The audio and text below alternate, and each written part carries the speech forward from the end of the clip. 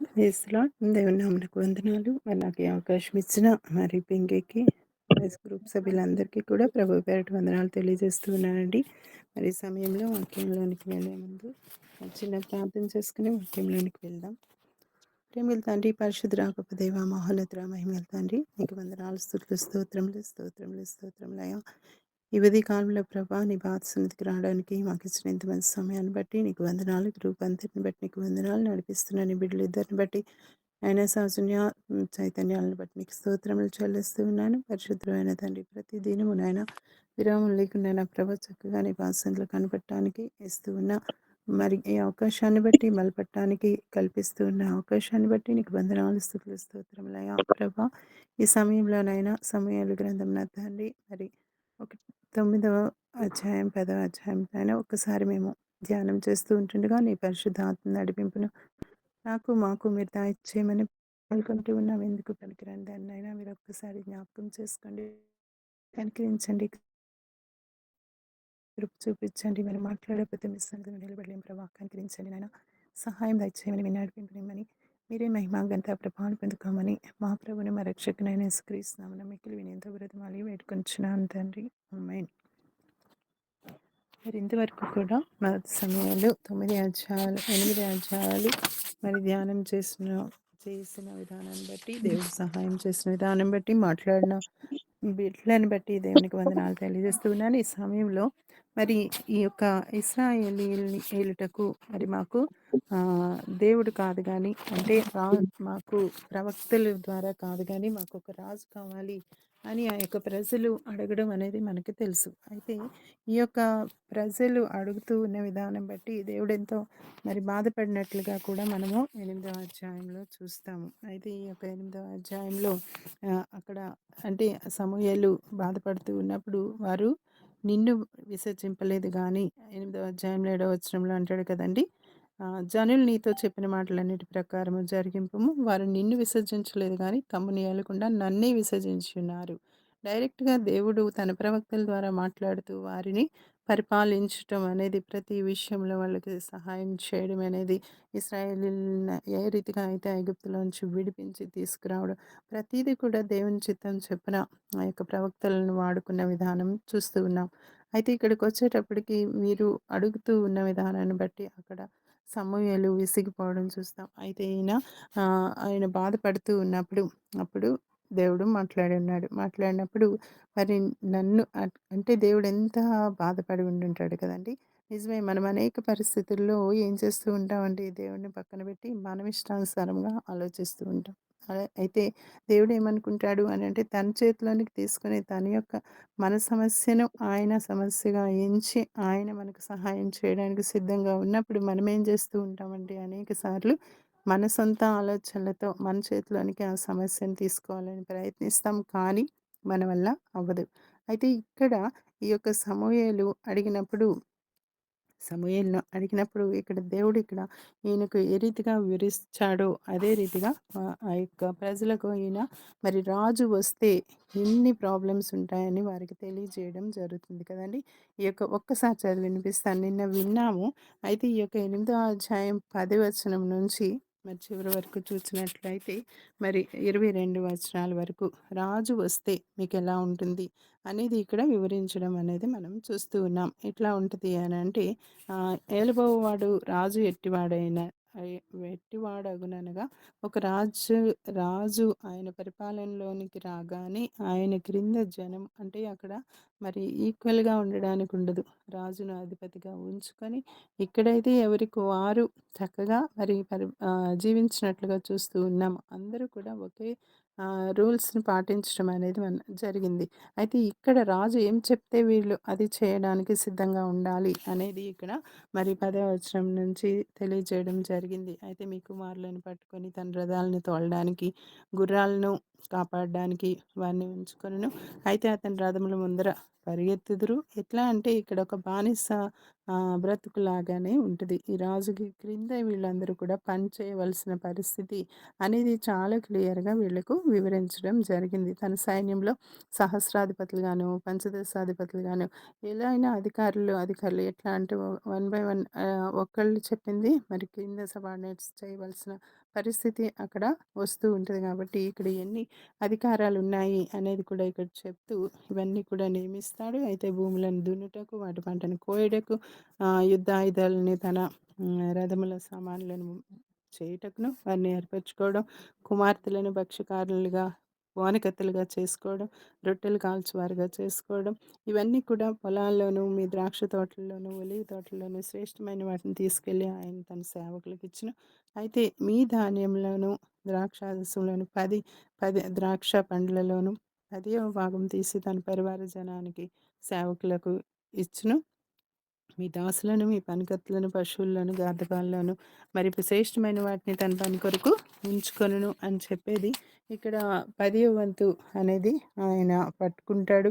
తర్వాత మీ మట్టుకు మీరు అతనికి దాసులవుదురు. అయితే ఆ దినమున మీరు కోరుకున్న రాజుని బట్టి మీరు మొరపెట్టినను యెహోవా మీ మొరను వినకపోవును అనేది ఇక్కడ వాళ్ళకి చాలా క్లియర్‌గా తెలియజేసినట్లుగా మనం చూస్తాం. అయినా కూడా జనులేమన్నారు అంటే సమూయేలు మాటలను లెక్క పెట్టకుండా మరి మాకలా కాదు జనములు చేరేది మేము కూడా చేస్తాము. మాకు రాజు కావాలి. మా రాజు మాకు న్యాయం తీరుస్తాడు. మా ముందర వెళ్తూ ఉంటాడు. మా యుద్ధాలను జరిగిస్తూ ఉంటాడు. వీళ్ళు ఒకటే ఎట్లా అంటే రాజే యుద్ధం చేస్తున్నట్లుగా వీళ్ళు ఫీల్ అవుతూ ఉన్నారు. అయితే వీళ్ళందరి సపోర్ట్ లేనిదే రాజు ఒక్కడే వెళ్ళి అది గెలవలేడు. కానీ ఇక్కడ రాజు మా ముందుంటాడు. ఆయన నడిపిస్తాడు. ప్రతి విషయంలో కూడా మాకు తోడుగా ఉంటాడు అనే ఆలోచనతో వాళ్ళు అడిగినట్లుగా మనం చూస్తూ ఉన్నాం. అయితే ఈ యొక్క సమూయేలు అంటూ ఉన్నాడనమాట. యెహోవా సన్నిధిని వాటినన్నిటిని వివరించి చెప్పినప్పుడు, అప్పుడు దేవుడేమన్నాడు అనంటే, యెహోవా వారి మాటలు విని నీవు వారి మాటలు విని వారికి ఒక రాజుని నియమించమని సమూయేలునకు సెలవివ్వడం అనేది ఇక్కడ సమూయేలుతో మాట్లాడటం జరిగింది. అయితే ఆయనకి మరి సమూయేలుగా ఎవరిని ఎన్నుకోవాలి అనేది కూడా మరి ఇక్కడ చూసినట్లుగా చూస్తూ ఉన్నాం.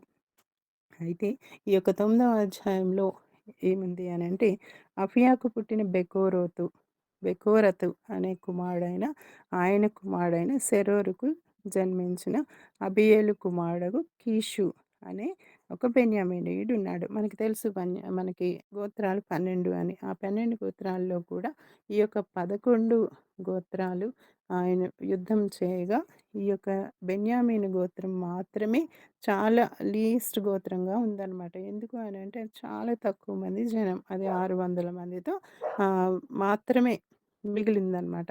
అయితే ఈ ఈ యొక్క అందుకనే ఇక్కడ ఈ యొక్క బెన్యామీను గోత్రం అనేది అన్ని గోత్రాల కంటే చాలా చిన్నది, తక్కువైనది అనే ఈ యొక్క నానుడి, ఈ యొక్క ఉద్దేశ్యము ఇక్కడ తెలియజేస్తూ ఉంటాడు. అయితే కీషు ఎట్లా అంటే బెన్యామీనీయుడున్నాడు అని చెప్పుకున్నాం కదా! అబీయేలు కుమారుడైన కీషు అనే బెన్యామీనీయుడున్నాడు. ఈయన గొప్ప ధనవంతుడు, భాగ్యవంతుడనమాట. ఆ ఉన్న వాళ్ళలో ఈయన గొప్ప ధనవంతుడిగా ఉన్నాడు. అయితే ఈ యొక్క కీషు భాగ్యవంతుడు ఒక బెన్యామీనీయుడు. అయితే అతనికి సౌలు అనే కుమారుడున్నాడు. అయితే అతడు ఆహ్, చాలా సౌందర్యం కలిగినవాడు. ఎంతో అందమైనవాడు. అయితే అంటే ఇక్కడ వివరించబడి ఉంది అనంటే ఊహించుకుంటే ఆయన చాలా అందమైనవాడు, ఎత్తైనవాడు అనేది మనకిక్కడ తెలియజేస్తూ ఉన్నాడు. అయితే ఎంత అందంగా ఉన్నాడు అంటే ఒక 1000 మందిని నిలబెట్టినప్పుడు ఆయన్ని ఈజీగా గుర్తుపట్టొచ్చట. ఎందుకు అనంటే ఆయన అంత హైట్ ఉన్నాడనమాట. అయితే ఈ యొక్క చాలా ఎత్తైనవాడు. ఇతనికంటే అంటే ఆహ్, సాధారణంగా ఇప్పుడు ఆహ్, దావీదు కొడుకైన అబ్షాలోము చాలా అందగాడు అని రాయబడి ఉంటది బైబిల్. అంటే అతని కంటే కూడా ఈయన సౌలు అనే ఈయన అందమైనవాడు అనేది ఇక్కడ వివరించబడుతూ ఉంది. అయితే ఈ యొక్క సౌలు తండ్రి అయిన కీషుకి మరి అంటే గాడిదలు ఉన్నాయి. అయితే ఈ గాడిదలు ఉన్నప్పుడు ఆయన ఒకరోజు హ్మ్, ఆ యొక్క గాడిదలు మిస్ అవుతాయన్నమాట. మిస్ అయినప్పుడు ఈయనేం చేస్తాడు అనంటే వాటిని వెతకడానికని వెళ్తాడు.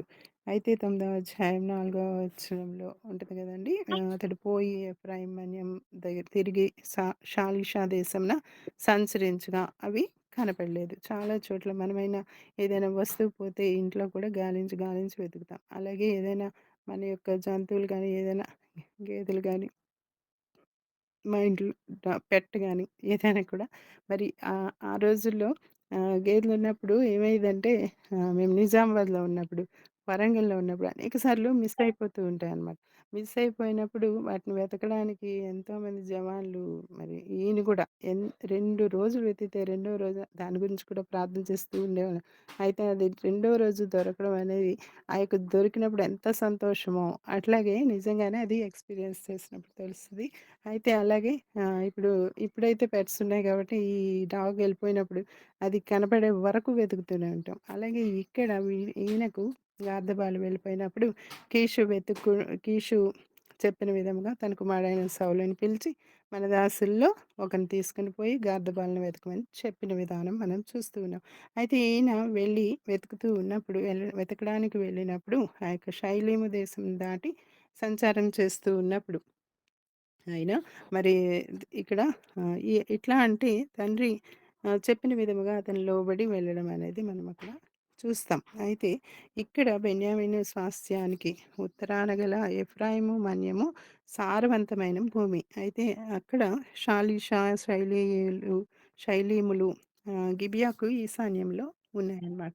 అయితే అక్కడికి సౌలు స్వగ్రామమైన గిబియాకు ఉత్తరాన 5 మైళ్ళ దూరంలో ఉందటండి. అయితే ఇక్కడ దైవజనుడు సమూయేలు ఆయన అక్కడ ఉండడం జరిగింది. అయితే ఈయనకి ముందుగానే ఆ యొక్క ఇదంతా కూడా మరి దీర్ఘదర్శిగా ఉన్నాడు, ప్రవక్తగా ఉన్నాడు. దేవుడు అన్నీ కూడా ముందుగానే ఆయనకు బయలుపరచడం అనేది జరిగింది కాబట్టి అతడు మరి ఆలోచిస్తూ ఉన్నప్పుడు ఈయన ఆహ్, దీర్ఘదర్శి ఎవరు అనంటే, దీర్ఘదర్శిగా ఉన్నవాడిని ఏమి అంటారు అనంటే, ఆయన దేవుని సంగతులను చూసేవాడు.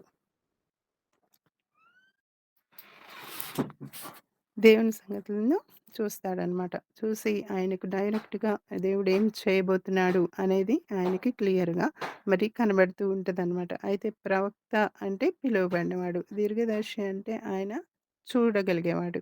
అయితే ఈయన తర్వాత కాలంలో కూడా ప్రవక్త అని పిలిచారని ఇక్కడ లేఖన భాగంలో ఈయనను మరి చూస్తూ ఉన్నప్పుడు సమూయేలుని ఆ రీతిగా పిలవడం జరిగింది. అయితే 2 పదాలు కూడా ఒకే పనిని వివరిస్తుంది. ఏది అనంటే దేవుని యొక్క పనిని వివరిస్తూ ఉంది. దేవుని పనిలో వీళ్ళు చక్కగా మరి దేవుడు కనబడుతూ ఉంటాడు, మాట్లాడుతూ ఉంటాడు. వాటన్నిటిని కూడా ప్రజలకు వీళ్ళు వివరించడం అనేది జరిగినట్లుగా మనం చూస్తూ ఉన్నాం. అయితే ఇక్కడ వెళ్ళిన తర్వాత దైవజనుడు మరి ఇ ఇక్కడ హ్మ్. ఆయనకు దగ్గరకు కలవడానికి మరి వీళ్ళేం చేస్తారు అనంటే, అక్కడ వెతికి, వెతికి వెనక్కి వెళ్ళిపోదాము అని అనుకునే సమయంలో ఇంక సౌలు అంటాడనమాట. మనము అంటే అక్కడ వెతుకటానికి వెళ్ళాము కరెక్టే. కానీ అది దొరక్కపోయినా పర్వాలేదు. అక్కడ నా తండ్రి ఆహ్, మన కొరకు విచారపడుతూ ఉంటాడేమో, మనము వెనక్కి వెళ్ళిపోదాం అని చెప్పి పనివానితో చెప్పాడు. అయితే అక్కడ సూపు దేశానికి వచ్చారనమాట. వెతుక్కుంటూ వచ్చినప్పుడు అక్కడ అన్నాడు. అని అన్నప్పుడు ఈ ఈ యొక్క దైవజనుడు ఇక్కడ ఈ పట్టణంలో ఒకాయనున్నాడు.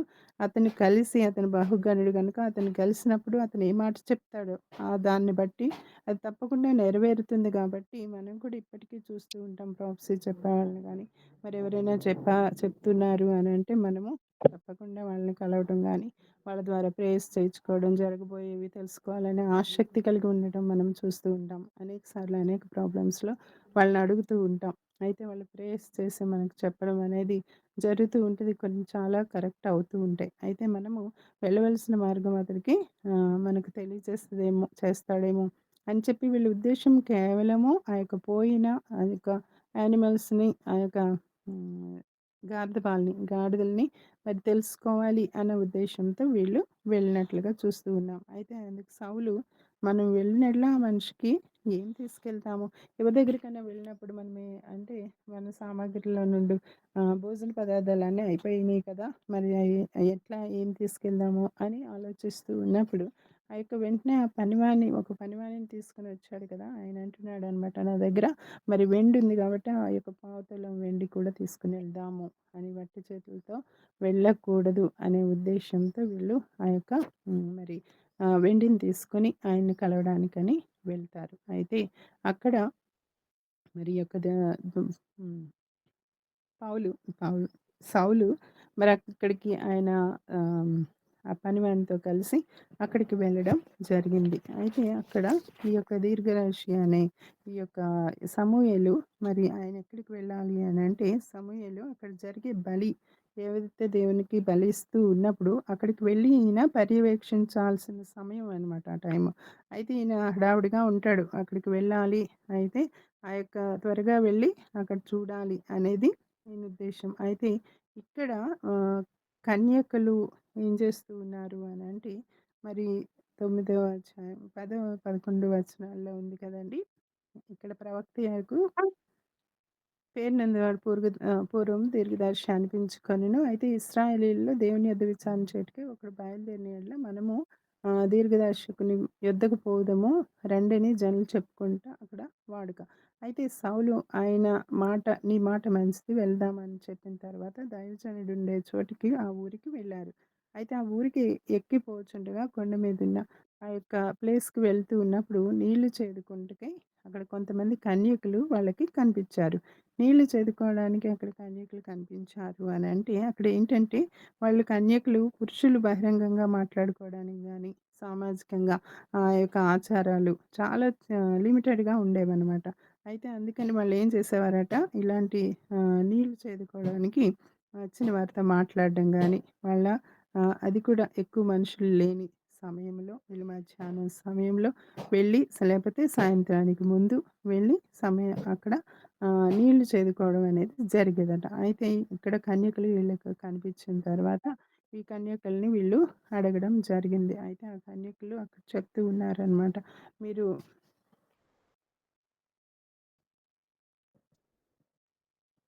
తమకు కనపడినప్పుడు ఇక్కడ దీర్ఘదర్శి ఉన్నాడా అని వాళ్ళు అడిగినప్పుడు అందుకు వారు వచ్చెను. అయితే నేను ఉన్నత స్థలం అతడు మీ ఎదుటనే ఉన్నాడు. త్వరగా పోయి కలుసుకోండి. ఈ దినమునే అతడు ఈ ఊరికి వచ్చాడు. ఆయన ప్రతి ఊరు తిరుగుతూ ఉండి ఆయన దేవుని పనిలో మరి ఆయన దేవుడు ఏది చెప్పాడో అది చేస్తూ ఉన్నట్లుగా మనం చూస్తూ ఉన్నాం. అయితే అతడు భోజనం చేయడానికి ఉన్నతమైన స్థలానికి వెళ్ళక మునిపే మీరు వెళ్ళిపోండి. అతన్ని వెంటనే కనుగొంటారు అని చెప్పి వాళ్ళు సలహా ఇవ్వడం జరిగింది. అయితే అతడు రాకమునుపు జనులు భోజనం చేయరనమాట. ఆయన బలికి ఆశీర్వదించిన తర్వాత పిలువబడిన వారు భోజనం చేయుదురు. మీరు ఎక్కిపొండి అని చెప్పి అతన్ని చూచుటకు అదే సమయాన్ని పంపించారు. పంపించినప్పుడు ఇంకా ఆయన బయలుదేరి వెళ్ళలేదనమాట. అయితే వారు ఊర్లోనికి రాగా ఆ యొక్క ఉన్నత స్థలమునకు ఎక్కిపోవచ్చున సమూయేలు వారికి కనిపించాడు. పైకి వెళ్తూ ఉన్నప్పుడు కనిపించినప్పుడు వీళ్ళు గబగబా అక్కడికి వెళ్ళడం జరిగింది. సౌలు మరి అచ్చటికి రేపు వచ్చునని యెహోవా సమూయేలునకు ముందుగానే తెలియజేశాడు. అయితే నా అంటే చెప్తూ ఉన్నాడనమాట దేవుడు సమూయేలుతో. నేను నా జనులు మొర విన్నాను. నేను వారిని దృష్టించాను. కాగా ఫిలిష్తీయుల చేతిలో పడకుండా నా జనులను విడిపించుటకై నా జనులైన ఇశ్రాయేలీయుల మీద వారిని అధికారినిగా అభిషేకించుటకు ఈవేళ నేను బెన్యామీను దేశంలో నుండి ఒక మనిషిని నీ యొద్దకు రప్పిస్తాను. సౌలు సమూయేలునకు కనపడగానే యెహోవా ఇతడే నేను నీతో చెప్పిన మనిషి. ఇదిగో ఇతడే నా జనులను ఏలును అని ఆయనతో దేవుడు మాట్లాడడం జరిగింది. అయితే జరిగినప్పుడు సౌలు అక్కడికి వెళ్ళిన వెంటనే ఆ యొక్క ఇల్లు దీర్ఘదర్శి ఇల్లు ఏది? దయచేసి నాతో చెప్పమని అక్కడ సమూయేలును కలుసుకొని అడుగుతున్నాడనమాట. అయితే సమూయేలు అంటున్నాడనమాట. నేనే ఆ దీర్ఘదర్శిని ఈ ఉన్నతమైన స్థలానికి నాకు ముందు వెళ్ళండి. నేను మీతో కూడా భోజనం చేయాలి అని చెప్పి రేపు నీ మనసులో ఉన్నది నేను తెలుసుకొని చెప్తాను. దానికి ఆన్సర్ చెప్తాను అని చెప్పడం అని జరిగినట్లుగా చూస్తూ ఉన్నామనమాట. అయితే ముందుగానే మరి ఈయనకు తెలియజేయటం చూస్తూ ఉన్నాం. అయితే ఇక 16వ వచనంలో చెప్తూ ఉన్నాడు నా జనులు అని దేవుడు మాట్లాడడం మనము చూస్తూ ఉన్నాం కదా! అయితే ఆయన ఏదైతే జనులు కోరుకొని ఉన్నారో వారికి ముందుగా ఆయనకి ఇష్టం లేకపోయినా, బాధ కలిగినా కూడా మరి మనుషులు కోరింది చేయడానికి ఇక్కడ ఇష్టపడుతూ అందులో కూడా శ్రేష్టమైనది వారికి అనుగ్రహించడం అనేది మనం ఇక్కడ గమనిస్తూ ఉన్నాం కదండీ! నిజంగానే మనము మనకి తెలియకుండానే మనకు మేలు కానిది అనుకుంటూనే అంటే దేవునికి మరి దృష్టిలో కరెక్టా? కాదా? అని తెలీదు గానీ, మనకిష్టమైంది దేవుడిని అడుగుతూ ఉంటాం. అయితే దేవుడు అది మేలు కానిది అనుకున్నప్పుడు ఆలస్యం చేస్తూ ఉంటాడు. అయితే మనం ఇంకా పట్టుబట్టి అడుగుతూ ఉన్నప్పుడు ఏం చేస్తాడు అంటే, ఆ పరిస్థితుల్ని మేలుకరంగా మన జీవితంలో చేస్తాడు. అలాగే ఇక్కడ వీళ్ళు కూడా అడుగుతూ ఉన్నప్పుడు అక్కడ వీళ్ళింకా పట్టు విడవట్లేదని వాళ్ళకొక రాజుగా ఎవరైతే కరెక్టో అనేది వెతికి అక్కడ సౌలుని దేవుడు ఏర్పాటు చేసుకున్నట్లుగా మనం ఇక్కడ చూస్తూ ఉన్నాం. అయితే అతనిని ఏ రీతిగా అభిషేకించాలి అనేది సౌలు గాని, దావీదు గాని ముందుగానే అంటే అనుకున్న సమయం రాకముందే వాళ్ళిద్దరిని అంటే ఆయన ముందుగానే రివీల్ చేయడం జరిగింది కదా! వాళ్ళిద్దరిని కూడా అందరిలో కాకుండా ముందుగానే ప్రత్యేకించి ఆయన అభిషేకించడం సమూయేలు ద్వారా అభిషేకించబడటం అనేది మనము చూస్తాము. అయితే ఇక్కడ వాళ్ళతో మాట్లాడిన తర్వాత ఇక్కడ సౌలుతో ఈయన చెప్తూ ఉన్నాడనమాట. ఇక్కడికి వెళ్ళిన తర్వాత సమూయేలు అక్కడ వాళ్ళకి భోజనం పెడతాడు. భోజనం పెట్టి తర్వాత చెప్తూ ఉన్నాడనమాట. నేను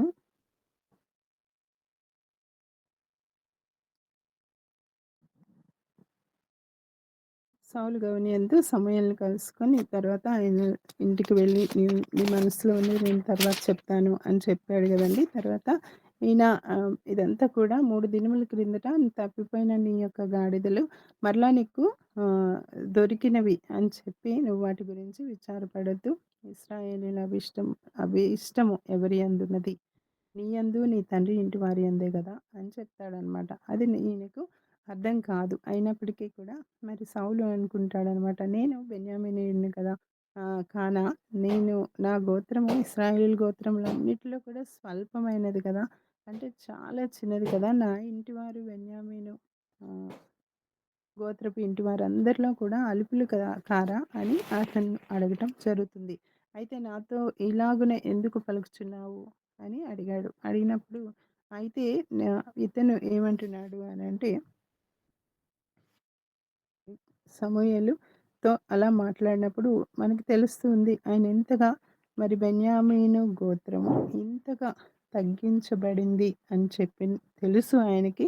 చాలా లీస్ట్ ప్లేస్‌లో ఉందని తెలుసు. ఈ 12 గోత్రాల్లో కూడా మరి తక్కువైనదిగా ఆయన ఎరిగి ఉన్నట్లుగా మనం చూస్తూ ఉన్నాము. అట్లాంటి అతను మరి తగ్గించుకుంటాము అనంటే ఎట్లా అంటే తర్వాత ఆ యొక్క ఉద్దేశ్యాన్ని మానుకొని ఆయన ఎంతగా హెచ్చించుకున్నాడో, తర్వాత ఏ రీతిగా పతనమైపోయాడో అనేది మనం చూస్తాము. ఇదే యొక్క అభిప్రాయం ఆయనకు చివరి వరకు ఉండి ఉంటే ఆయన రాజ్యం దేవుడు ఎంతగానో ఆశీర్వదించి ఉండేవాడు అనేది మనము చూస్తాము.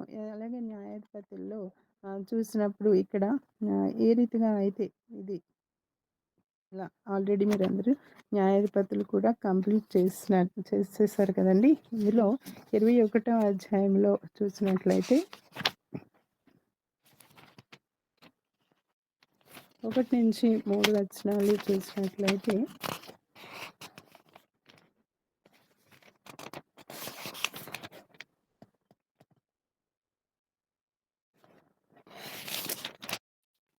ఇశ్రాయేలీయులు తమలో ఎవడునూ తన కుమార్తెను బెన్యామీనీయునికి ఇయ్యకూడదని మిస్పాలో ప్రమాణము చేసుకొనిండ్రి. ప్రజలు బేతేలునకు వచ్చి దేవుని సన్నిధిని సాయంకాలం వరకు కూర్చున్న తర్వాత యెహోవా ఇశ్రాయేలీయుల దేవా నేడు ఇశ్రాయేలీయుల్లో ఒక గోత్రం లేకపోయెను. ఇది ఇశ్రాయేలీయులకు సంభవింపనేలా అని బహుగా ఏడవడం అనేది మనం అక్కడ బెన్యామీను గోత్రం గురించి వాళ్ళు ఏడవడం అనేది మనం అక్కడ చూస్తూ ఉన్నాం. అయితే అంత తగ్గింపబడిన ఈ యొక్క సౌలు యొక్క గోత్రం బెన్యామీను గోత్రమును గూర్చి ఆయన ఒప్పుకున్నట్లుగా మనం అక్కడ చూస్తూ ఉన్నాం. అదే పరిస్థితుల్లో ఆయనను దేవుడు ఎంతగా తగ్గించబడినా కూడా వారిని హెచ్చించటం అనేది మనం ఇక్కడ అదే గోత్రంలోంచి రాజును ఎన్నుకోవడం అనేది మనం ఇక్కడ గమనిస్తూ ఉన్నాం. అయితే ఇక్కడ ఆయనకు మరి క్రొత్త మనస్సును ఇచ్చిన విధానం మనం ఇక్కడ చూస్తూ ఉన్నాం. నిజమే, మనము దేవునిలో ఉంటున్నాం అనుకుంటూనే పాత మనస్సుతో జీవిస్తూ ఉన్నప్పుడు మనకి ప్రయోజనకరం కాదు. అది దేవునికి మరి ఇష్టమైనది కాదు. మనకి ఆశీర్వాదం కాదు కదా! అయితే దేవుడిని కలిగిన మనము ఎట్లా అంటే నూతనమైన మనస్సుతో మనం ఉండాలి అనేది దేవుని యొక్క ఉద్దేశమై ఉంది. అయితే ఇక్కడ ఈయన భోజనశాలలో వీళ్ళకు బలి అర్పణలకు విందుకు ఏర్పాటు చేసిన తర్వాత ఉన్న స్థలానికి చెందిన ఒక గది ఉందనమాట. అక్కడికి తీసుకెళ్ళిన తర్వాత వాళ్ళకి భోజనం పెట్టడం.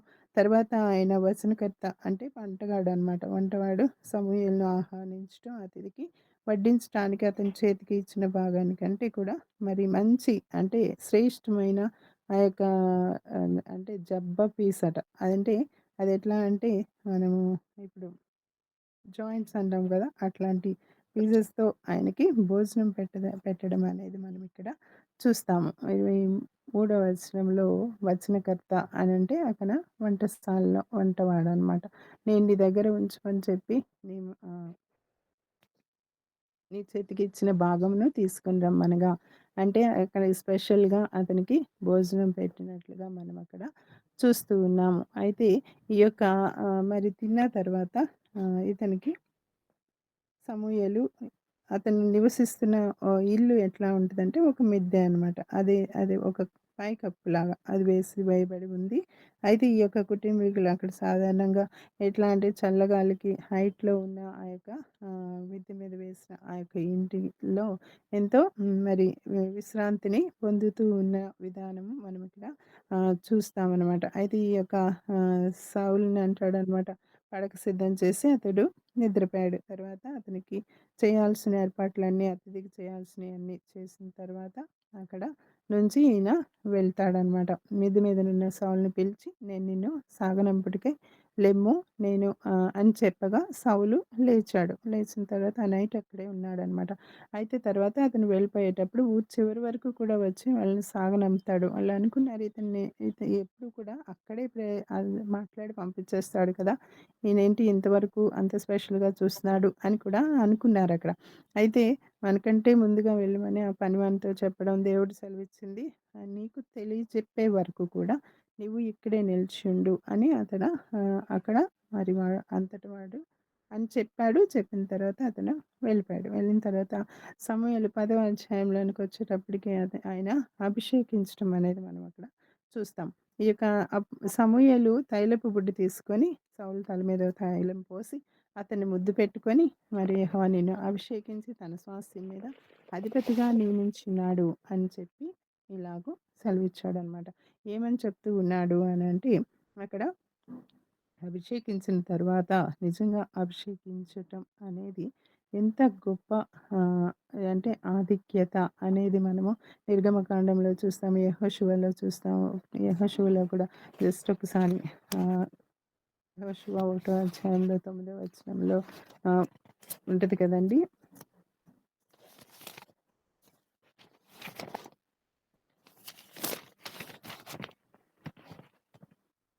ఒకటో అధ్యాయం 9వ వచనంలో ఇక్కడ యె యెహోషువను అభిషేకిస్తూ ఆయన ఏం చెప్తూ ఉన్నాడంటే 8వ వచనంలో కూడా ఇంకా ఉంది కదా! ఇదంతా చాలా బావుంటది. అది చదువుతూ ఉన్నప్పుడు దేవుడు ఎంత చక్కగా మాట్లాడతాడు కదా! ఎంతగా వాడుకుంటాడు కదా! ఎందుకు పనికిరానోళ్ళని కూడా అనిపిస్తూ ఉంటది. ఇక్కడ చెప్తాడు ఎ ఎనిమిదవ ఈ ధర్మశాస్త్ర గ్రంథము నువ్వు బోధింపక తప్పిపోకూడదు. దానిలో వ్రాయబడినవన్నీ కూడా ఆహ్, వాటిని ప్రకారం నువ్వు చేయాలి అని చెప్తూ దివారాత్రము దాన్ని ధ్యానిస్తే నీ మార్గమును వర్ధిల్ల చేసుకొని చక్కగా ప్రవర్తిస్తావు. ఇదంతా కూడా మనతో కూడా మాట్లాడుతూ ఉన్నాడు కదండీ! మనం ఏం చేయాలి అంటే దివారాత్రము వాక్యాన్ని చదువుకోవాలి. దాన్ని బట్టి మనం జాగ్రత్త పడాలి అనంటే దాన్ని ధ్యానించాలి. నీ మార్గాన్ని వర్ధిల్ల చేసుకొని చక్కగా ప్రవర్తిస్తా అని చెప్తున్నాడు. నిజంగానే మన ప్రవర్తన అంతటిని కూడా మార్చగల దేవుడు కదండీ!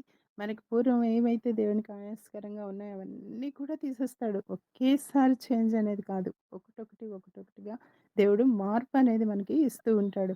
అలాగే నేను నీకు ఆజ్ఞ ఇచ్చున్నాను గదా! నిబ్బరము కలిగి ధైర్యంగా ఉండు. దిగులు పడకు, జడియకుము. నీవు నడుచు మార్గం అంతట్లో నీ దేవుడైన యెహోవా నీకు తోడేయుండును అని అక్కడ అభిషేకించి ఎంత ధైర్యంగా ధైర్యం చెప్పి యెహోషువను వాడుకున్న విధానం మోషే తర్వాత ఆయన్ని వాడుకోవటం మనం చూస్తాము. అంత బలమైన వాడుగా ఈయన వాడబడ్డాడు. అలాగే ఇక్కడ సౌలును కూడా అభిషేకించటం అనేది అది సామాన్యమైన విషయం కాదు. అయితే దేవుడు ఏర్పాటు చేసుకొని ఆయన్ని అభిషేకించడం, తన స్వాస్థ్యం మీద అధిపతిగా నియమించడం అనేది అక్కడ ఈయన సెలవిస్తూ ఉన్నాడనమాట. ఈ దినమున నీవు నా యొద్ద నుండి పోయిన తర్వాత బెన్యామీను సరిహద్దుల్లో సెల్సహు అనే లో నుండి రాహేలు సమాధి దగ్గర ఇద్దరు మనుషులు నీకు కనబడతారు. అయితే అక్కడ ఇశ్రాయేలుని పాలించడానికి దేవుడు తనని ఎంపిక చేశాడని సౌలు తన మనసులో ఆహ్, తెలుసుకునేలాగున అతను మాట్లాడడం జరిగింది. అయితే వరుసగా జరగబోయేవన్నీ కూడా ఆ సంఘటనలు ముందుగానే ఆయన సమూయేలు తెలియజేశాడు. తెలియజేసిన తర్వాత మరి అది ఎవరికి సాధ్యం అంటే దేవుని యొక్క మరి ప్రవక్తకి మాత్రమే సాధ్యం. అయితే ఈయన ఈ యొక్క దీర్ఘదర్శిగా ఉన్న మరి సమూయేలు ఇవన్నీ చెప్పిన తర్వాత బెన్యామీను విని ఆ యొక్క సరిహద్దులో చేసి రాహేలు సమాధి ఉన్నట్లు అక్కడ చెప్తాడు. చెప్పిన తర్వాత ఆదికాండంలో ఉంటది కదండీ! 37, 19లో అలాగే చెప్పిన మాటలను సరిగా అర్థం చేసుకొని కొందరు ఆహ్, అంటే రాహేలు సమాధి దగ్గరకు బెత్లెహేమ్‌కి దగ్గరగానే ఉందని అంటే తెలుస్తూ ఉందనమాట. ఆమె పేరిట అక్కడ ఒక మందిరం కూడా నిర్మించబడి ఉందటండి. అయితే ప్రస్తుత కాలంలో తాబోరు పిచ్చుల వృక్షం క్రింద బెన్యామీనులో ఎవరంటే బేతేలు దగ్గర ఉందనే విషయం తప్ప అది ఖచ్చితంగా ఎక్కడుందో తెలీదు. అయితే దేవుని యొద్దకు పోవు అనే మాట ఆహ్, బహుశా దేవుడు యాకోబుకు ప్రత్యక్షమైన తర్వాత ఆ యొక్క బేతేలును సూచిస్తూ ఉందనమాట. ఎట్లా అంటే 28వ అధ్యాయం 15వ వచనంలో ఆదికాండంలో చెప్పబడినట్లు చూస్తూ ఉన్నప్పుడు ఇవన్నీ కూడా ఇక్కడ జ్ఞాపకం చేస్తూ అవన్నీ కూడా మరి ఇక్కడ ఇతనికి తెలియజేస్తూ ఉన్నట్లు మనము చూస్తూ ఉన్నాం. అక్కడ నుండి తాబోరు మైదానమునకు రాగానే అంటే ఇక్కడ ఒక్కొక్కటి ఏం జరుగుతుంది అనేది చాలా క్లియర్‌గా సమూయేలు వివరించడం చూస్తూ ఉన్నాం. ఏంటంటే రాహేలు సమాధి దగ్గర ఇద్దరు మనుషులు నీకు కనబడతారు. వారు నీ వెదకిపోయిన గాడిదపములు దొరుకుతాయి. అక్కడ దొరుకుతాయి. నీ తండ్రి తన గాడిదపముల కొరకు చింతింపకుండా నా కుమారుని కనుగొనుటకై నేనేం చేతునని నీ కొరకు విచారపడుతున్నాడని చెప్తారు. అయితే అక్కడ ఇద్దరు మనుషులు కనపడి చెప్తారనమాట. అదెక్కడంటే రాహేల్ సమాధి దగ్గర నిలబడి ఉన్న వాళ్ళిద్దరూ చెప్తారు. తర్వాత నీవు అక్కడి నుండి వెళ్ళి తాబోరు మైదానానికి రాగానే అక్కడ బేతేలునకు దేవుని యొద్దకు పోవు ముగ్గురు మనుషులు నీకు ఎదురుపడతారు. అయితే వారు ఏం పట్టుకున్నారు అంటే 3 మేకపిల్లల్ని 3 రొట్టెల్ని ఇంకొక ద్రాక్షారసపు తిత్తిని మోయిచూ వస్తూ ఉన్నారు. వారు నిన్ను కుశల ప్రశ్నలు అడుగుతారు. నీకు 2 రొట్టెలు ఇస్తారు. వారి చేత నువ్వు అవి తీసుకోవాలి. తీసుకున్న తర్వాత నువ్వు పోతూ ఫిలిష్తీయుల దండొకటి వెళ్తూ ఉంది. కాపువారుండు దేవుని కొండకు ఎక్కడైతే కాపు ఆ దండును కాసే వారుండే ప్లేస్‌కి దేవుని కొండకి చేరతావు. అయితే అక్కడ ఊరి దగ్గరకు నీవు రాగానే స్వరమండలము, తంబూర, సన్నాయి, సితార వాయించేవారు వెనుక వస్తూ ఉంటారనమాట. ఉన్నతమైన స్థలం నుండి దిగివచ్చు. ప్రవక్తల సమూహం ఒకటి నీకు కనిపిస్తది. కనిపించినప్పుడు వారు ప్రకటన చేయొచ్చు వస్తూ ఉన్నారు గాబట్టి, అక్కడ అంటే ఈయన ఇప్పటికి అభిషేకించబడిన తర్వాత ముందుగా ఆయనకు అక్కడ యెహోవా ఆత్మ బలంగా రావడం అనేది ఆ యొక్క 6th వర్స్‌లో రాయబడినట్లుగా మనం అక్కడ చూస్తూ ఉన్నాం. ఈయన వెళ్ళేటప్పుడు అక్కడ రాహేల్ సమాధి కనబడుతుందని అక్కడ తాబోరు మైదానం దగ్గరికి వెళ్ళిన తర్వాత మనుషులు కనిపిస్తారు. వాళ్ళ చేతిలో ఉన్నవి నీకు కూడా ఇస్తారు.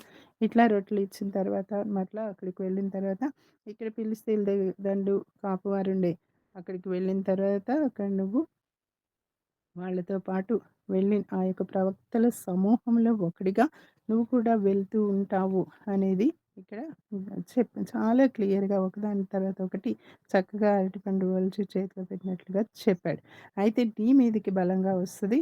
అయితే వేగంగా నీ పైకి వస్తది కనుక నువ్వు కూడా వారిలో ఒకరిగా మరి ప్రవక్తలుగా ఇక్కడ దేవుడు నీకు తోడుగా ఉండును గనుక నీవు కూడా వారితో కలిసి ప్రకటన చేస్తూ ఉన్నప్పుడు నీకు క్రొత్త మనస్సు వచ్చును అని తెలియజేస్తూ ఉన్నాడు. నిజమే దేవుని కలిగిన మనకిలో నిజమైనటువంటి క్రొత్త మనస్సు ఉందా అనేది మనము తెలుసుకోవాల్సిన విషయం.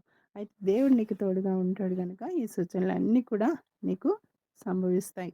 అయితే నువ్వు మంచిదని తోచిందని నీకేదైతే మంచిదని తోచిందో అది నువ్వు చెయ్యి అని చెప్తూ ఎట్లా అంటే ఇక్కడ క్రొత్త మనస్సు అని అంటే మనకి వాక్యంలో చూస్తాం కదండీ! రోమీయులకు రాసిన పత్రికలో 12వ అధ్యాయంలో 2వ వచనంలో ఉంది కదా! రూపాంతర అనుభవంలోనికి మరి వెళ్ళ వెళ్ళడం అనేది ఇక్కడ మనం ఇతన్ని చూస్తాము. సౌలుని చూస్తామనమాట. రోమీయులకు రాసిన పత్రిక చాలా సార్లు మనం చదువుకున్నాము.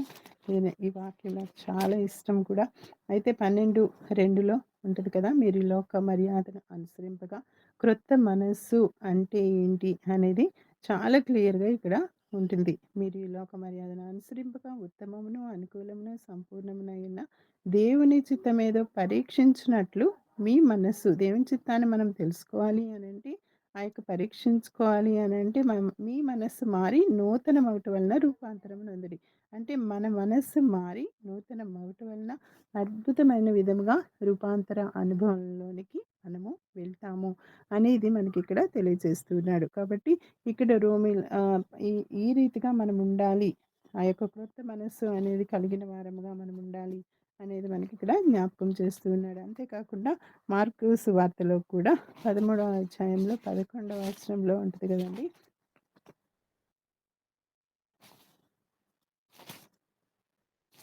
13, 11లో వారు మిమ్మల్ని అప్పగించుటకు కొనిపోయినప్పుడు మీరు అంటే ఇక్కడ ఎలా ఉంది అనంటే 17లో నీకు మంచిదని చెప్పిందని అనుకున్న దానిని నువ్వు చెయ్యి అని చెప్తూ ఉన్నాడు కదా! అంటే వాళ్ళతో పాటు నీ మీదకి పరిశుద్ధాత్మ అభిషేకం వచ్చినప్పుడు నీకు వచ్చిన నీ దేవుడు నీకు తోడుగా ఉంటాడు. ఈ సూచనలు నీకు సంభవించిన తర్వాత నీకు మంచిదని తోచిన దాన్ని చెయ్యి అని చెప్తూ ఉన్నాడు. అన్నప్పుడు ఆ యొక్క మంచిదని తోచింది ఏంటి అనంటే ఏమి చెప్పుదుమా? ఏమి తాగుదుమా? ఏమి ఏమి త్రాగుదుమా కాదు. ఏమి చెప్పుదుమా? అని ముందుగా చింతించకొద్దు. ఆ గడియలోనే మీకేది ఇయ్యబడినో అదే చెప్పుడి. చెప్పువాడు పరిశుద్ధాత్మయే గాని మీరు కారు అని తెలియజేస్తూ ఉన్నాడు. ఆ రీతిగా మరి ఈ యొక్క సౌలుకు సమూయేలు చెప్పిన విధానం ఆ యొక్క మీనింగ్ ఏంటి అనంటే, ఆ సమయంలో నువ్వేది మాట్లాడాలన్నా కూడా అక్కడ పరిశుద్ధాత్మ నీకు సహాయం చేస్తాడు అనేది ఇక్కడ భయపడొద్దు. నువ్వేం చెప్తామా అనేది ఆలోచించొద్దు అని చెప్తూ ఉన్నాడు. అయితే ఈ రీతిగా మరి ఇక్కడ మాట్లాడినట్లు చూస్తూ ఉన్నాం. అయితే ఈ యొక్క 18లో చూసినట్లయితే ఈయన వారితో పాటు ప్రవక్తల సమూహం అతనికి ఎదురుపడగా దేవుని ఆత్మ బలంగా రావడం, ఆయన వారి మధ్య ఉండి ప్రకటన చేయడం అనేది మనం ఇక్కడ చూస్తూ ఉన్నాం. అయితే పూర్వము అతన్ని ఎరిగిన వాళ్ళందరూ కూడా అతను అసలు ఎక్కడో ఉండేవాడు. దేవుని గురించి ఏమాత్రం వాడబడినవాడు, దేవునిలో లేనివాడు. అట్లాంటి అతను ఇక్కడ ప్రవక్తల్లో కూడా ఉండి ప్రకటించడం చూసి అక్కడ జనులందరూ కూడా ఆశ్చర్యపోయి అంటూ ఉన్నారనమాట. కీషు కుమారునికి సంభవించింది ఏంటి? ఇట్లా అయిపోయాడేంటి? సౌలుని కూడా ప్రవక్తల్లో ఒకడయ్యున్నాడా అనేసి వీళ్ళు ప్రవక్తలతో పాటు ఆయన ప్రవచిస్తూ వెళ్ళడం అనేది మరి చూస్తూ ఉన్నప్పుడు వాళ్ళందరూ కూడా ఆశ్చర్యపోతారనమాట. అయితే ఆ యొక్క వారి తండ్రి ఎవడు అని వీళ్ళు అనుకుంటున్నారనమాట. ఆ స్థలం ముందు ఉండే ఒకడు ఆయన తండ్రి ఎవడు? ఆ సౌలును ప్రవక్తల్లో ఉన్నాడా? అనే సామెత పుట్టిందట. అయితే ఈ యొక్క అంటే ప్రత్యేకమైన ఆ యొక్క పరిస్థితిని ఆ యొక్క సంభవించడం అనేది ఇక్కడ అందరూ కూడా చూసినప్పుడు అదొక సాక్ష్యముగా ఉంది. అయితే అతడు ప్రకటించుట చాలించి ఉన్న స్థలానికి వెళ్ళిపోయాడు. వెళ్ళిపోయిన తర్వాత అక్కడ సౌలు యొక్క పినతండ్రి అడిగాడనమాట. అతని దగ్గరికి వెళ్ళిపోయిన తర్వాత అతని పనివాడిని చూచి మీరిద్దరు ఎక్కడికి వెళ్లారు? అక్కడ గాడిదపాలను వెతకటానికి వెళ్లారు కదా!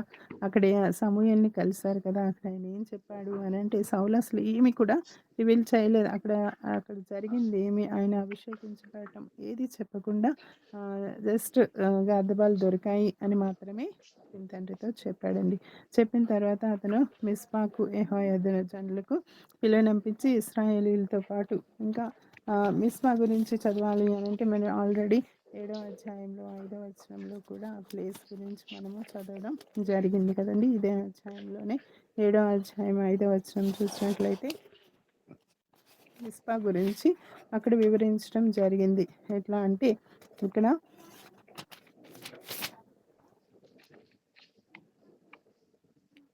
ఇశ్రాయేలీయులను తిరిగి దేవునికి ప్రతిష్ఠ చేయడంలో సమూయేలు ఒక క్రియ అంటే ఒక ప్రత్యేకమైన కీలకమైనటువంటి పాత్ర పోషించాడు. అయితే ఈ మిస్పా అనేది యెరూషలేమునకు ఉత్తరాన 7 మైళ్ళ దూరంలో ఉంది. అయితే ఇక్కడ న్యాయాధిపతుల కాలంలో బెన్యామీనుతో గోత్రాల మధ్య జరిగిన యుద్ధంలో అన్ని గోత్రాల వారు అక్కడే ఏకమవడం అనేది మనము గమనిస్తాం. అయితే ఈ ప్రదేశం యెరూషలేముకు వాయవ్య దిక్కులో ఇంచుమించు 5 మైళ్ళ దూరంలో ఉన్న ఆధునిక నబీ సామ్వీల్ అనే పట్టణం దగ్గర ఉంది అనేది కొందరు వ్యాఖ్యానకర్తలు చెప్పారనమాట. కాబట్టి వాళ్ళ అభిప్రాయం.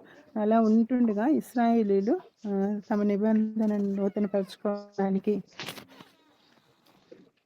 ఫిలిస్తీన్ల యుద్ధానికి సిద్ధపడటానికి ఈ ప్రదేశం కేంద్రంగా ఉందన్నమాట. కాబట్టి దానికి ఒక ప్రత్యేకమైనటువంటి పేరుగా ఉన్నట్లుగా మనము చూస్తూ ఉన్నాము. ఈ యొక్క 10, 11 వచనాల్లో వివరించబడింది కదండి.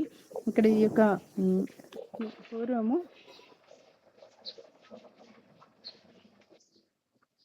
అతని ఎరుగుని వారందరూ ఈ యొక్క స్థలం మంది ఉండే వారందరూ కూడా ఇట్లా అనుకున్నారు కదా. తర్వాత ఈయన ఏం చేస్తాడు అంటే ఈ సమూయేలు మిస్పాకు వెళ్ళిపోయాడు.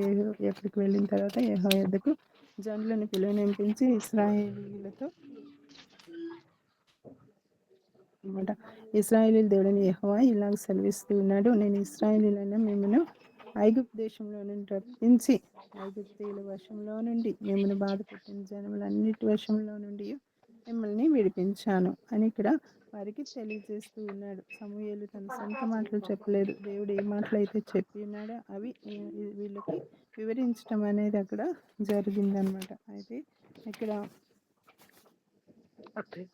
మిమ్మలను ఐగుప్తులో నుండి ఏ రీతిగా రప్పించి తిని అనే మాటలు దేవుడు తన ప్రజలను ఐగుప్తులో నుంచి అద్భుతంగా తీసుకొచ్చిన విధానం అన్నీ కూడా అక్కడ నిర్గమకాండం 14 అధ్యాయంలో ఏ రీతిగా అయితే జరిగింది అవన్నీ కూడా ఇక్కడ మిమ్మల్ని బాధ పెట్టిన జనములు అంటే కనాన మార్గంలో ఇశ్రాయేలీలు ఎదుర్కొన్న అనేక సమస్యలు ఏదైతే చూస్తూ ఉన్నారో అక్కడ దేశాలు అందులో ప్రజలు ఇంకా దేశంలో చాలామంది ఇశ్రాయేలీలు హక్కును సవాల్ చేసిన అనేక మంది శత్రువులు ఇవన్నీ కూడా చూస్తూ ఉన్నారు. అయితే ఇవన్నీ కూడా ఇన్ని పరిస్థితుల నుంచి వాళ్ళను దేవుడు ఎంతగా రక్షించాడు తమ వాళ్ళు అడగడం. తర్వాత దేవుడు చాలా అంటే దేవుని నమ్మకమైన సంరక్షణ తిరస్కరించి మానవ నాయకుని వైపు మానవ పరిపాలన వరకు అసలు అంత దేవుడు మనల్ని క్రియేట్ చేశాడు, మనల్ని పుట్టించాడు, జీవింపజేస్తున్న దేవుడిని వదిలిపెట్టి మానవుని గురించి అతని యొక్క నాయకత్వం వైపు వీళ్ళందరూ పెంచడం జరిగింది. అయితే రాజును ఎంచుకోవడానికి మోషే ధర్మశాస్త్రం వారి విధులను ఎలా అయితే పాటించాలి అనేది రాజు ఎలా ఉండాలి అనేది మనం ఇందాక నేర్చుకున్నాం కదా. అలాగే 8వ అధ్యాయం చెప్పబడినట్లుగా రాజు అవన్నీ కూడా మరి ఇక్కడ నుండి ఒక వ్యక్తికి దేవునికి కాదు దేవునిగా ఉండడం అంటే అది ఆశీర్వాదం. మనుషునికి దాసులుగా అయిపోయారు. అయితే అతను ఏం చెప్తే అదే చేయాలి వీళ్ళు. కాబట్టి అటువంటి పరిస్థితిలోనికి చక్కగా ఫ్రీడంలోంచి ఈ రీతిగా మరి వాళ్ళు అనుభవించినట్లుగా మనము చూస్తూ ఉన్నాం. ఆ పరిస్థితి కోరుకున్నట్లుగా మనం చూస్తాము. అయితే వారి చరిత్రలో మరి ఇంకా ఇలా అడగటం ప్రజలు పాపం చేశారని సమూయేలు మాటలు స్పష్టంగా అక్కడ తెలియజేయటం జరుగుతుంది. అయితే ఈ యొక్క నాయకుని విషయంలో దేవుని దృష్టిలో వీళ్ళు తప్పు చేశారు. అయితే యెహోవా సన్నిధిని వీళ్ళందరూ కూడా హాజరు కావాలి అనేది సమూయేలు యొక్క ఆజ్ఞ ఇచ్చాడనమాట. ఆజ్ఞ ఇచ్చిన తర్వాత వీళ్ళందరూ కూడా ఇశ్రాయేలీయుల గోత్రాలన్నిటినీ కూడా బెన్యామీను గోత్రము ఏర్పడటం అనేది చూస్తూ ఉన్నాం. ఆ యొక్క అన్ని గోత్రాలను అక్కడ సమకూర్చి అక్కడికి రావడం జరిగిందనమాట. ఇక్కడ మీ గోత్రాలు చెప్పినాను, మీ కుటుంబంలో చెప్పిన మీరు యెహోవా సన్నిధిని హాజరు కావాలను అని 19వ వచనంలో చెప్పడం జరిగింది. అయితే వీళ్ళందరూ కూడా ఇశ్రాయేల్ గోత్రాలన్నిటితో పాటు బెన్యామీను గోత్రం కూడా ఏర్పడటం చూస్తూ ఉన్నాం. బెన్యామీను గోత్రాన్ని వారి ఇంటి కూటాల విషయంలో కానీ సమస్తము సమకూర్చగా అక్కడ మద్రి అనే ఇంటి కూటము ఏర్పడినట్లుగా మనం చూస్తూ ఉన్నాం. తర్వాత కీషు కుమారుడైన సౌలు అందులో ఏర్పరచబడ్డాడు. అయితే జనులు అతను వెతికినప్పుడు అతడు కనపడలేదు. కావున వాళ్ళు ఏమనుకున్నారు అంటే ఇక్కడికి ఇంకొక మనుషుడు రావాల్సి ఉన్నదా అని యెహోవా విచారణ చేస్తూ ఉన్నారు. అయితే అతడు ఆ యొక్క 22వ వచనంలో ఎక్కడున్నాడు అని అంటే వాక్యాన్ని ఇక్కడ ఇంకొక మనిషి రావాల్సిందా అని ఇంకా అక్కడికి రాలేదనమాట. అయితే అక్కడ ఇంకెక్కడ ఎవరున్నారు? నీకు సామాన్లు దాగి ఉన్నాడా? అని వాళ్ళు వెలుపట సరిహద్దులో స్థలాన్ని సూచిస్తూ అక్కడ వెతుకుతూ ఉన్నారు. తర్వాత రాజుగా అయితే సౌలు తన గమ్యాన్ని తన తండ్రికి తెలియజేయడానికి సంశయించాడు. అయితే ఇప్పుడు రాజుగా బాధ్యతలు అంగీకరించడానికి చాలా ఆలోచిస్తున్నట్లుగా మనకక్కడ కనిపిస్తూ ఉన్నాడనమాట. అయితే ఇక 23వ వచనంలో ఉంది కదా! పరిగెత్తిపోయి అక్కడ వెతుకుతూ ఉన్నప్పుడు పైకి అతన్ని తోడుకొని వచ్చారు. అతను ఎక్కడున్నాడో వెతికి అతడు జనసమూహంలో నిలిచినప్పుడట భుజాలు మొదలుకొని పైకి ఇతరుల కంటే ఎత్తుగలవాడుగా కనపడ్డాడట. ఇందాక చెప్పుకున్నాం కదా! ఎంత ఎత్తుగున్నాడంటే 1000 మందిలో కూడా ఎవరైతే హైట్ ఉన్నారో అని ఈజీగా గుర్తుపట్టొచ్చట. అంత హైట్ అనమాట. కాబట్టి అతన్ని రాజుగా బాధ్యతలు స్వీకరించడానికి ఆయన ఆలోచిస్తున్నవాడిగా ఉన్నాడనమాట. ఇతన్ని తీసుకొచ్చి మరోవైపు అంటే రాజరికాన్ని ఈ దేశస్థులు నిర్ణయించిన కనీస ప్రమాణాలను బట్టి సౌలు సరైన ఎంపికగా ఎంచబడ్డాడు. అయితే ఇతన్ని సెలెక్ట్ చేసుకోవడం అనేది కరెక్ట్ అనేది ప్రజలు చాలా ఎంతో అత్యుత్సాహభరితులవుతూ రాజు చిరంజీవి అగునుగాక అని వారు పెట్టిన కేకలు సౌలు నాయకత్వాన్ని అనేకులు వెంటనే అంగీకరించినట్లుగా మనం ఇక్కడ చూస్తూ ఉన్నాం. అయితే ఇక కొంతమంది ఉంటారు కదండి, ఏదైనా మంచి పని చేసినప్పుడు వ్యతిరేకించే వాళ్ళు కూడా ఉంటారు. అయితే ఏర్పాటు చేసుకోవడంలో ప్రజలు చెల్లించాల్సిన మూల్యం గురించి, సమూయేలు చేసిన హెచ్చరిక గురించి, రాజ్యపాలన పద్ధతి ఎలా ఉండాలి అనేది అన్నీ కూడా 8వ అధ్యాయంలో మనము చదువుకున్నాం. అలాగే సౌలుకు ప్రజలకు మధ్య ఒక నిత్య సాక్ష్యం లేదా నిబంధన అనేది ఒక గ్రంథమందు రాసి దాన్ని సమూయేలు ఉంచాడటండి. అయితే ఆ గ్రంథపు చుట్టను యెహోవా సన్నిధిని అంటే ప్రత్యక్ష గుడారంలో పెట్టాడనమాట. ఇది జరిగిన విషయాలన్నిటిని గురించి దేవుని పర్యవేక్షణను దేవుడు ప్రతీది కూడా ఆయన దగ్గరుండి చేయించినట్లుగా వాళ్ళకి సహాయం చేసినట్లుగా మనము చూస్తూ ఉన్నాం. ఇది దేవుని యొక్క నిర్ణయంగా దేవుడు ఇశ్రాయేలీయులను జవాబుదారీగా ఎంచుకున్నట్లుగా చూస్తూ ఉన్నాం. అయితే అక్కడ సౌలు సొంత పట్టణమైన గిబియా ఇశ్రాయేలు రాజధాని అనమాట.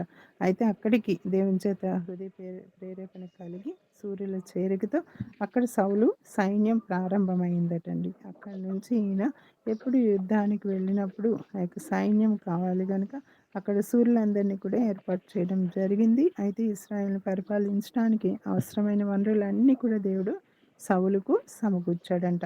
ఎట్లా అంటే అక్కడ కొంతమంది 10వ అధ్యాయం 27వ వచనంలో ఉంటుంది కదండి, కొంతమంది కి వ్యతిరేకించేవాళ్ళు. అంటే ఒక మేలు జరుగుతుంది, అవతల వాళ్ళు పైకి వెళ్తున్నారు, ఆశీర్వదింపబడుతున్నారంటే ఏడ్చేవాళ్ళు ఎక్కువ ఉంటూ ఉంటారు. అలాగే వాళ్ళకి వ్యతిరేకంగా ఆలోచించేవాళ్ళు, అక్కడ సైతాను ఆలోచనలతో నిండుకొని ఉన్నవాళ్ళు ఉంటారు. అయితే ఇక్కడ వీళ్ళు ఏం చేశారట, అనేక మంది ఆయనకు మరి సౌలుని గిబియాలన్నింటి పనికిమాలిన కొందరు ఆ మనుష్యుడు మనలను ఎలాగ రక్షింపగలడు అని చెప్పుకొంచు అతన్ని నిర్లక్ష్యం చేసి అతనికి కానుకలు కూడా తీసుకొని రాకుండా అతడు చెవిటివాడైనట్లు అలా ఊరుకున్నారంట. అంటే ఎట్లా అంటే మనం ఒక అధికారిగా ఉన్నప్పుడు వాళ్ళకి మరి వీళ్ళందరూ కూడా ఇస్తూ ఉన్నప్పుడు ఆ యొక్క కానుకల ద్వారా అతని యొక్క స్థితిని ఉన్నతమైన స్థితిగా చేసి దేవుడు ఆశీర్వదించడం అనేది జరుగుతుంది. అయితే ఇక్కడ వీళ్ళందరూ కూడా కొంతమంది పనికి మాలిన వారు అని అంటున్నాడు. మరి ఈ యొక్క పనికి మాలిన వారిలో మనం ఉండకుండా చూసుకోవాలి. అంటే ఇక్కడ పనికి మాలిన వారు అని ఎవరు అంటే కొంచెం ఎగ్జాంపుల్గా హోప్ని, ఫీనహస్ వీళ్ళని కూడా మనము జ్ఞాపకం చేసుకోవచ్చు. వాళ్ళు చేయాల్సిన మేలు చేయకుండా ఎక్కువగా ప్రజలకు కీడే చేసిన వారుగా, తండ్రికి అవిధేయత చూపించిన వారుగా, దేవునికి మరి అసహ్యంగా, దేవునికి అంటే ఆయాసకరంగా ఉన్న విధానం మనకి తెలుసు. అయితే ఈ యొక్క ఇది విద్యను బట్టి మనం జ్ఞాపకం చేసుకుంటే ఎన్నో భయంకరమైనటువంటి దేవుని ఉగ్రతకు గురవుతాము అనేది మనకు తెలుసు. రాజరిక బాధ్యతలుగా అంగీకరించడానికి పిరికివానిగా అక్కడ కనపడ్డాడు.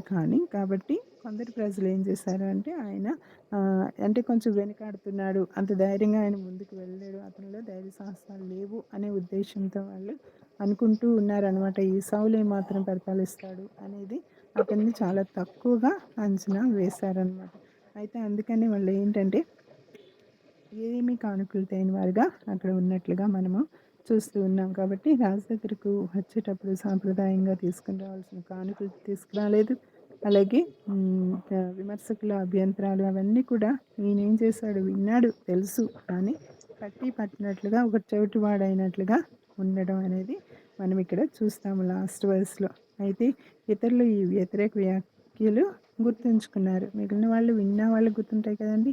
ఆ రీతిగా వాళ్ళకి గుర్తున్నట్లుగా మనం చూస్తూ ఉన్నాం. అయితే ఇట్లా ఎవరైనా విమర్శించినప్పుడు మనము కామ్‌గా ఉండడం అనేది దేవుని సన్నిధిలో మరి ఆ యొక్క శాంతాన్ని మనం కోరుకునే వారంగా ఉండాలి. శాంతాన్ని వహించే వారంగా ఉండాలి. ఎవరు ఎన్నో వ్యతిరేకమైనటువంటి ఒక మంచి పని చేస్తున్నాము అంటే దానికి వ్యతిరేకించే వాళ్ళే ఎక్కువ ఉంటారు. అంతేకాదు వాళ్ళు మాట్లాడినప్పుడు మరి అవేమీ లెక్క పెట్టకుండా మరి ముందుకు సాగడం అనేది మన జీవితాల్లో ఉండాలి. అప్పుడు దేవుడు మనల్ని నడిపించేవాడుగా ఉంటాడు. కాబట్టి ఈ రీతిగా మరి ఎందుకు మరి తక్కువ గోత్రంలోంచి ఆ యొక్క సౌలుని దేవుడు లేపడం, తర్వాత ఈ సౌలుని ఒక రాజుగా అభిషేకించి ఆ యొక్క ప్రజలందరి మీద ఫస్ట్ కింగ్‌గా ఉన్నాడు ఈయన.